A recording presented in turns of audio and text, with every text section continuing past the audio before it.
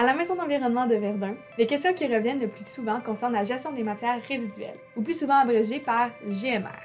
Si c'est pas pour obtenir un bac brun ou de recyclage, c'est alors pour savoir ce qu'on peut mettre dedans. On vous lance pour les 2 prochaines semaines le défi d'améliorer votre gestion des matières résiduelles. Dans les prochaines semaines, vous pourrez en apprendre davantage sur ce qui va dans chaque bac. Mais au-delà de ça, la GMR, c'est également de gérer ses déchets à la source. Même si c'est déjà bon de faire du recyclage, l'idéal c'est vraiment de réduire à la source et donc de produire le moins de déchets, même s'ils sont recyclables. C'est pourquoi nous voulons vous parler de la hiérarchie des 3 RVE. Le premier R, c'est réduction. Réduire la quantité de déchets produits ou de produits consommés. Par exemple, acheter en gros ou acheter sans emballage. Le deuxième R, c'est réutiliser.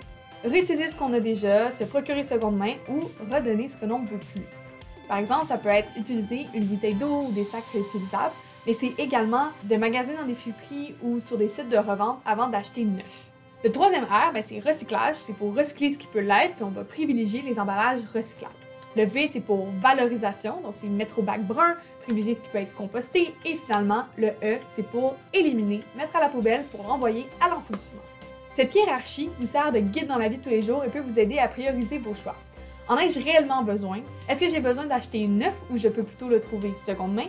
Est-ce que l'objet peut être réutilisé par moi ou quelqu'un d'autre avant d'être recyclé ou éliminé?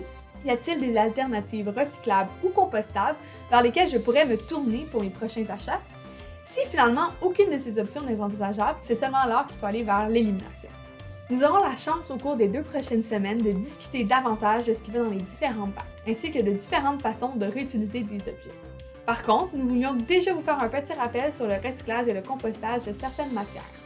Au niveau du recyclage, les matières acceptées sont le papier, le verre, le métal, le carton et le plastique. Par contre, il faut faire attention, c'est seulement les imprimés, les contenants et les emballages qui sont acceptés dans le bac. Par exemple, votre vieille brosse à dents qui ne sert plus, elle ne peut pas aller dans le bac de recyclage parce que c'est pas un imprimé, c'est pas un contenant et c'est pas un emballage.